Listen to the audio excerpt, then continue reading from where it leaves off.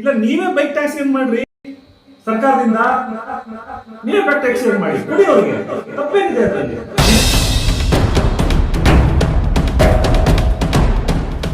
ಜನರು ಏನ್ ಇಷ್ಟಪಡ್ತಾರೋ, ಜನರಿಗೆ ಏನ್ ಸುಲಭನೋ ನಿಮ್ ಕೈ ಕೊಡುವಂತ ಯೋಗ್ಯತೆ ಅಂತೂ ಇಲ್ಲ, ನಿಮ್ ಕೈಲಂತೂ ಆಗಲ್ಲ. ಅದನ್ನ ಕೊಡ್ಲಿ ಬಿಡಿ. ಕಾನೂನು ಸ್ವಲ್ಪ ಬದಲಾಗಬೇಕು. ಯಾವುದು RTO ಬೈಕ್ ಟ್ಯಾಕ್ಸಿ ಸಾರ್ವಜನಿಕರ ವಲಯದಲ್ಲಿ ಒಳ್ಳೆಯ ಸೇವೆಯನ್ನು ಮಾಡಿರುವಂಥದ್ದು ಸತ್ಯ.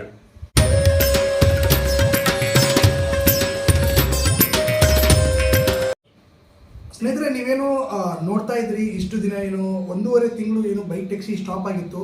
ಅದಾದಮೇಲೆ ಸಡನ್ನಾಗಿ ಬೈಕ್ ಟ್ಯಾಕ್ಸಿನ ಆನ್ ಮಾಡಿಬಿಡ್ತಾರೆ. ಎಲ್ಲರೂ ಕೂಡ ರೈಡ್ನ ಮಾಡ್ತಾಯಿದ್ರು. ಅದೇ ರೀತಿ ಕಸ್ಟಮರ್ ಆಗಿರ್ಬೋದು ಅಥವಾ ರ್ಯಾಪಿಡೋ ಅಥವಾ ಯಾವುದಾದ್ರು ಕಂಪ್ನಿನ ಅಂದರೆ ಬೈಕ್ ಟ್ಯಾಕ್ಸಿಲಿ ರನ್ ಮಾಡೋರು ಓಡಿಸ್ತಾ ಇದ್ರು. ಬಟ್ ಏನಾಗ್ತಾ ಇತ್ತು ಅಂದರೆ, ಈಗ ಯಾವುದೇ ರೀತಿ ಸ್ಟೇ ಬಂದಿಲ್ಲ ಅಥವಾ ಬೈಕ್ ಟ್ಯಾಕ್ಸಿಗೆ ಪರ್ಮಿಷನ್ ಕೊಟ್ಟಿಲ್ಲ ಅನ್ನೋ ಒಂದು ಮಾತು ಕೂಡ ಕೇಳಿ ಬರ್ತಾ ಇದೆ. ಅದ್ರ ಬಗ್ಗೆ ಮಾತಾಡೋಕ್ಕೆ ನಮ್ಮ ಜೊತೆ ಅಡ್ವೊಕೇಟ್ ಲೋಹಿತ್ ಅವರಿದ್ದಾರೆ.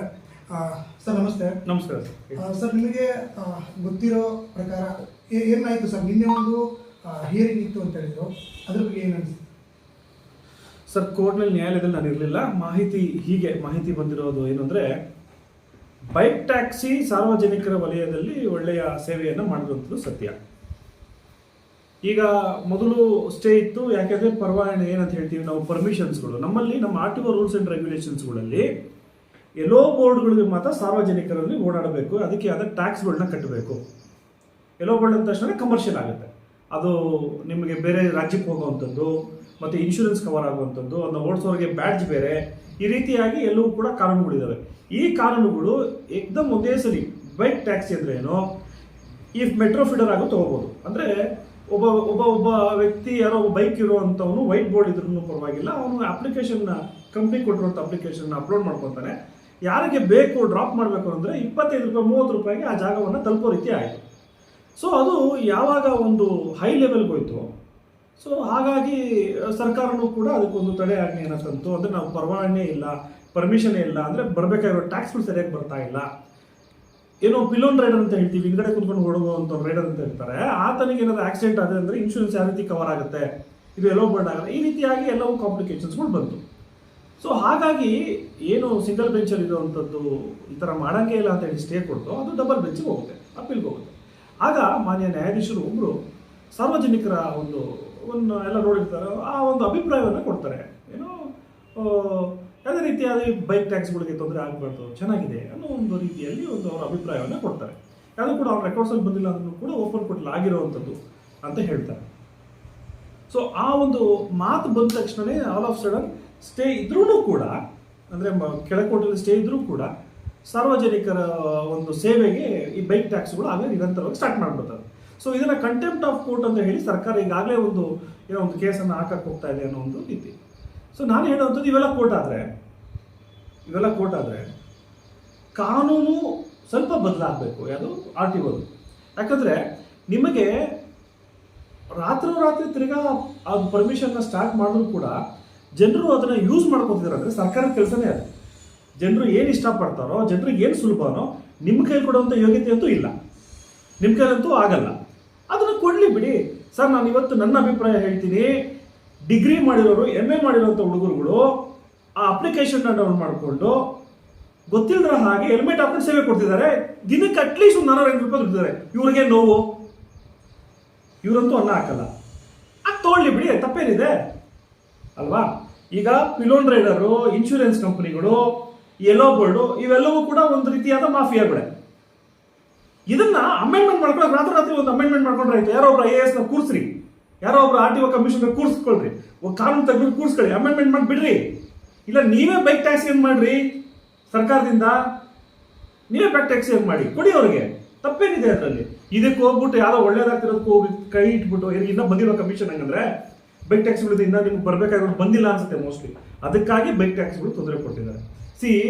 ಯಾವತ್ತು ಸಾರ್ವಜನಿಕರ ಅಂದರೆ ಮಿಡಲ್ ಕ್ಲಾಸ್ ಅವರಿಗೆ ಒಳ್ಳೇದಾಗುತ್ತೋ ಅದನ್ನು ತತ್ಕ್ಷಣ ಅರ್ಥ ಮಾಡಿಕೊಂಡು ಅವರಿಗೆ ಅದನ್ನು ಏನು ನಾವು ಜಾರಿ ಮಾಡ್ತೀವಲ್ಲ, ಅದು ಸರ್ಕಾರ, ಅದು ನಾಯಕ, ಅದು MLA, ಅದು ಮಿನಿಸ್ಟ್ರು, ಏನೋ ಬೇರೆ ರೀತಿಯಾದ ಪ್ರಯೋಗಗಳನ್ನ ಮಾಡಿಕೊಂಡು ಈ ನಮಗೆ ದುಡ್ಡು ಬರೋರು ಕಾಯೋಣ. ಕಾನೂನು ಏನು ಮಾಡುತ್ತೆ? ಏನು ರೂಲ್ಸ್ ರೆಗ್ಯುಲೇಷನ್ಸ್ ಇದಾವೋ ಅದನ್ನು ಡೆಫಿನೆಟ್ಲಿ ಕಾನೂನು ಆ ರೀತಿಯಾಗಿ ಫಾಲೋ ಮಾಡಲಾದ್ರೆ ಅದು ತಡೆಯಾಜ್ಞೆ ಕೊಡಲೇಬೇಕಾಗುತ್ತೆ ಅಲ್ವಾ, ಕೋರ್ಟ್ ಆ ರೀತಿ ಕೊಡಲೇಬೇಕಾಗುತ್ತೆ. ಬಟ್ ನಾವು ಏನು ಲೆಜಿಸ್ಲೇಚರ್ ಅಂತ ಹೇಳ್ತೀವಲ್ಲ, ನಾವು ಅರ್ಥ ಮಾಡ್ಕೊಬೇಕಾಗಿರುವಂಥದ್ದು, ನಾವು ಆಯ್ಕೆ ಮಾಡಿ ಕಳಿಸಿರ್ತೀವಲ್ಲ ನಮ್ಮ ದೊಡ್ಡ ದೊಡ್ಡ ನಾಯಕರುಗಳು, ಅವ್ರು ಅರ್ಥ ಮಾಡ್ಕೊಬೇಕಾಗಿರುವಂಥದ್ದು,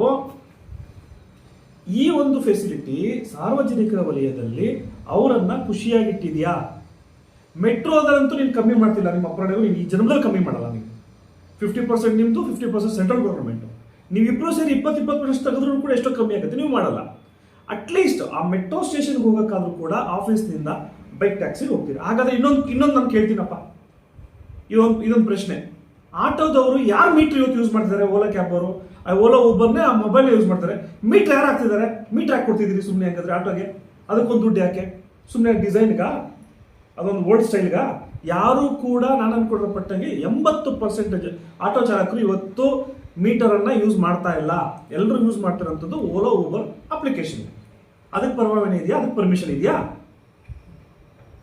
ನೋಡ್ರಿ ಅಲ್ವಾ, there is no permission for that, ಅದು ಪರ್ಮಿಷನ್ ಇಲ್ಲ. ಸೊ ಅಂತ ಒಂದು ನೀವು ವಿಷಯಗಳನ್ನು ಕೂಡ ನೀವು ಗಂಭೀರವಾಗಿ ತಗೊಬೇಕಲ್ಲ. ಯಾಕೆ ಬೈಕ್ ಟ್ಯಾಕ್ಸಿ ಅಂದ್ರೆ ಆಟೋದವ್ರಿಗೆ ತೊಂದರೆ ಆಗುತ್ತೆ ಅಂತನಾ? ಸೊ ಇವೆಲ್ಲವನ್ನೂ ಕೂಡ ತಾವು ನೋಡಿದಾಗ ಎಲ್ಲರೂ ಕೂಡ ಈ ದೇಶದಲ್ಲಿರುವಂಥವ್ರೆ, ರಾಜ್ಯದಲ್ಲಿರುವಂಥವ್ರೆ, ಎಲ್ಲರೂ ಕೂಡ ಈ ನೆಲವನ್ನು ನಂಬ್ಕೊಂಡಿರುವಂಥವ್ರೆ. ಬೈಕ್ ಟ್ಯಾಕ್ಸಿಯಿಂದ ಒಂದು ಕಂಪನಿ ಇಂಪ್ರೂವ್ ಆಗ್ಬೋದು ನಿಜ. ಆ ಯೋಗ್ಯತೆ ಸರ್ಕಾರಕ್ಕೆ ಇದ್ದಿದ್ರೆ ಕಂಪ್ನಿ ಯಾಕೆ ಬರ್ತಿತ್ತು? ಇವತ್ತು ಇಲ್ವಾ ಯೋಗ್ಯತೆ? ನೀವು ಸ್ಟಾರ್ಟ್ ಮಾಡಿ, ಇಂಡಿವಿಜುವಲ್ ಸ್ಟಾರ್ಟ್ ಮಾಡಿ. ಒಂದು ಮೊಬೈಲ್ ಅಪ್ಲಿಕೇಶನ್ ಮಾಡೋ ಯೋಗ್ಯತೆ ನೀವು ಸರ್ಕಾರಕ್ಕೆ ಇಲ್ವಾ? ಫಾರಿನವರೇ ಬರಬೇಕಾ? ಅಥವಾ ಇಲ್ಲಿ ಯಾರೋ ಒಬ್ಬ ವಿದ್ಯಾವಂತ ಇಂಜಿನಿಯರ್ ಮಾಡಿರ್ಬೋದು ಬಿಡ್ರಿ, ಮಾಡಲಿ, ತಪ್ಪೇನಿದೆ? ನೀವು KSRTC ಅಥವಾ KSDC ಅಂತ ಏರ್ಪೋರ್ಟಿಂದ ಪಿಕಪ್ ಡ್ರಾಪ್ ಮಾಡಿದ್ರಿ, 2,500 3,000 ರೂಪಾಯಿ ಸೌಕರ್ಯರು ಮಾತ್ರ ಕುಂತ್ಕೊಂಡು ಹೋಗ್ಬೇಕಾಗಿತ್ತು. ಕಂಪ್ನಿ ಬಂತು, 1,000 ರೂಪಾಯಿಗೆಲ್ಲ ಮನೆಗೆ ಬಿಡೋಕ್ಕಾಯ್ತು, ತಪ್ಪೇನಿದೆ? ಸೊ ಇವೆಲ್ಲವನ್ನು ನೋಡಿದಾಗ ಸರ್ಕಾರ ಇದರಲ್ಲಿ ಫೇಲ್ಯೂರ್ ಆಗಿದೆ ಸರ್. ಸರ್ಕಾರ ಇಸ್ ಅ ಡ್ಯಾಮ್ ಫೇಲ್ಯೂರ್. ಯಾವುದೇ ರೀತಿಯಾಗಿ ನೀವು ಅಮೆಂಡ್ಮೆಂಟ್ಸ್ಗಳನ್ನ ಮಾಡಲ್ಲ. ಈಗ 20 ವರ್ಷಕ್ಕೊಂದ್ಸಲಿ ಅಥವಾ 15 ವರ್ಷಕ್ಕೊಂದ್ಸಲಿ ಕಾನೂನು ಬದಲಾವಣೆ ಆಗಬೇಕು.